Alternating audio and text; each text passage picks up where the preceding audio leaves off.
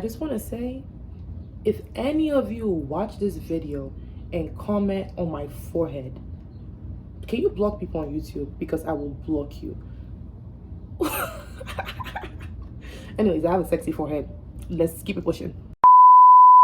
Hey guys, welcome back to another video. This is a question and answer video, and I'm basically gonna answer the questions that you guys asked me. So yeah, that's what we're gonna do today. The first question is, I love that you braid your own hair. Did you always know how to do it before you went to the US? So no, I actually did not know how to braid my hair.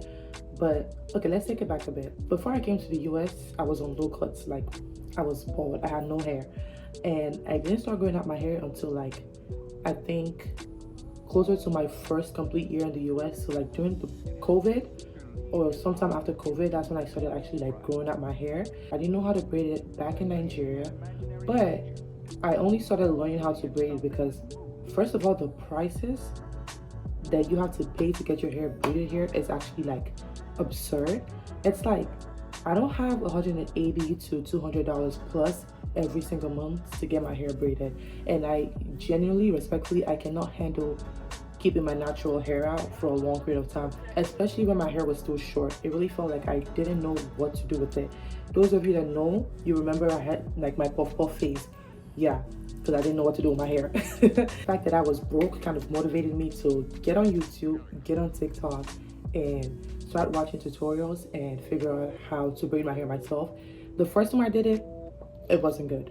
The second time I did it, it wasn't good either. The third time, it was, nah, it still wasn't good. I finally got a hang of it. I think the hardest part for me is like parting my hair, especially the back of my head. And at some point, I was like, you know what? I can't see the back of my head. Whatever happens in the back is not my business. As long as the front looks presentable, I'm okay with that. I feel like I've gotten way better at it. Obviously, I didn't do this on my hair because I don't know how to, I'm not there yet, baby steps. Yeah, so to answer your question, no, I have to learn how to do it here through YouTube videos, TikTok videos, and my motivation was I didn't feel like paying somebody $200 every month. So the next question is, what's your favorite Nigerian food? Those of you that know me, this is super easy. Easily, hands down, egusi soup.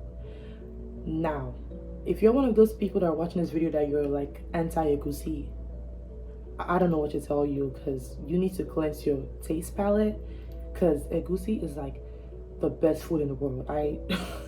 That's it. So that would be my favorite Nigerian food, would be egusi. And then after that would be banga soup and stash.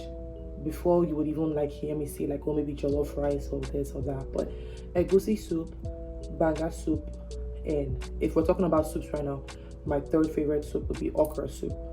But egusi, definitely number one. No debates, no competition, hands down the best soup in the world. So the next question is, what's your skincare routine? I generally don't have one. What I do is, I use the CeraVe face wash thingy. Yeah, I use that, and then every day I rub aqua. Like whenever I shower, wash my face, I rub Aquaphor on my face. And honestly, Aquaphor has been like, that's it. That's what I do, and Aquaphor has been like a big help.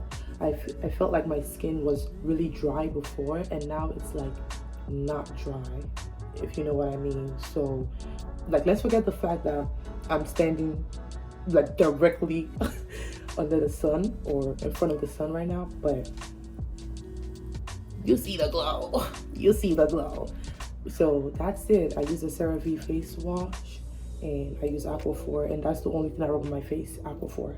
That's it, and that's all. So next question is, what has been your favorite moment this year?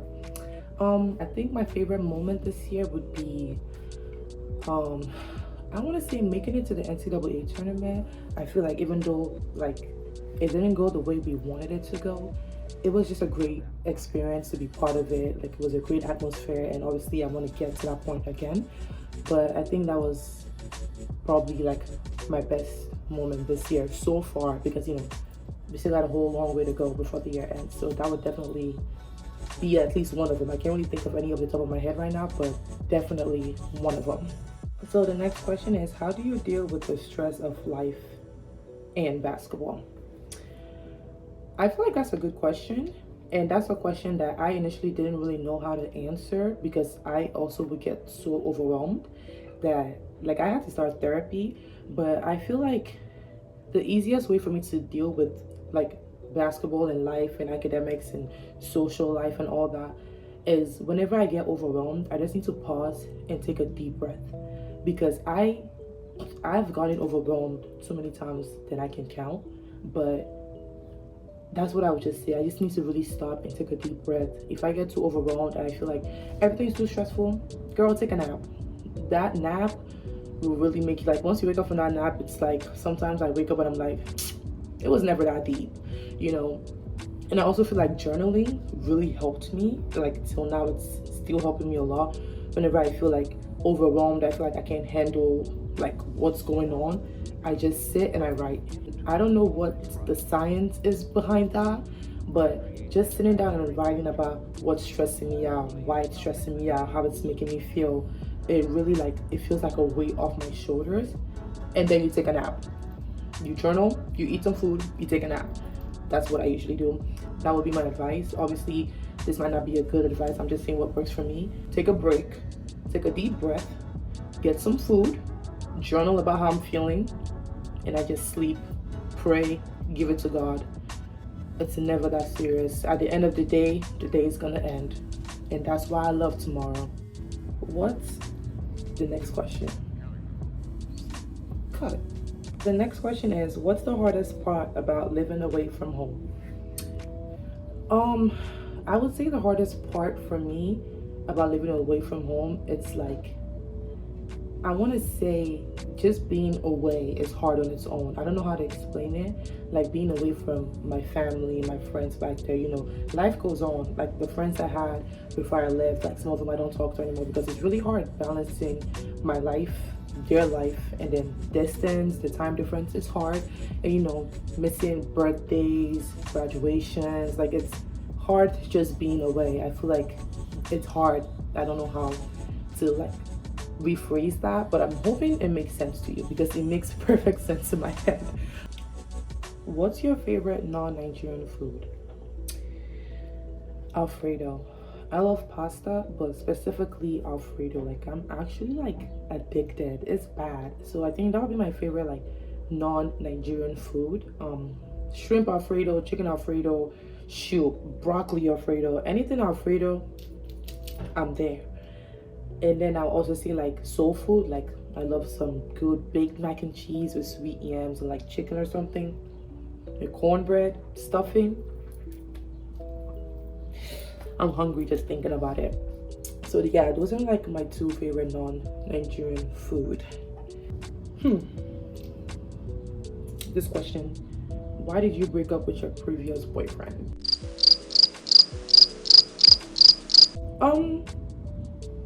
I don't even know what to say to that, but all I know is like I'm in a new relationship, I'm happier. That's literally all that matters. So next question. Moving on. What was the biggest cultural shock for you when you first came to the US? I want to say the weather. The weather was really like a big one for me because I came to the US the end of October of 2019 and in Pennsylvania because that's where I lived my first 2 years in the US.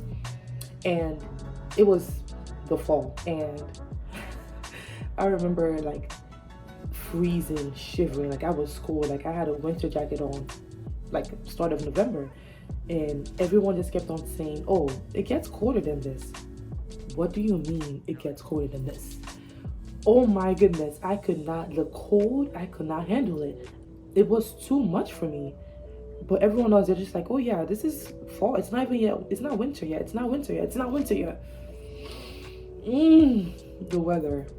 And then don't get me started when it started snowing. Oh my goodness. Now snow's pretty. I love how it looks when it's snowing. It's all white out. It's cute. It's pretty.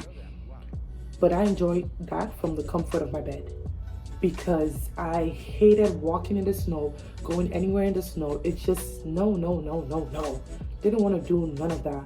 So I think that's the biggest cultural shock, going from like the weather in Nigeria that's like, you know, especially like in southern Nigeria and Bayelsa, that's like hot for the most part, and then being thrown into this freezer. It was even till now I'm not used to it. I don't like the winter. I love the fall. I've gotten used to the weather during the fall. It's not as cold as it felt when I first got here, but that has to be the answer to that. The last question is, do you ever feel overwhelmed in how from the top? Do you ever feel overwhelmed and how do you handle it? I feel overwhelmed all the time. I think I get easily overwhelmed. Like there are times I have to be like, Mary, stop and breathe. And I feel like I've answered this before with the other question of how do I handle life in basketball. But again, I'm just gonna repeat that. I really just have to stop, pause, breathe, like generally breathe, because I be forgetting to breathe. You know, get something to eat, journal about it. Obviously, this is easier said than done. There's certain things that I stress about it, but you know, I feel like that's how I handle it. Write about it, eat some food, cry if I need to cry. Like I'm an advocate for cry. If you want cry, cry. Advocate for that. And you know, just take a nap, pray about it, take a nap, and like I said, at the end of the day is gonna end. I rest my case. So if you made it to the end of this video, thank you for sticking around and thank you for watching it to the end. Please, you know, leave a comment, like. If you're new here, please subscribe and, you know, share, turn on post notifications and all that good stuff. And, you know, I'll catch you in the next video.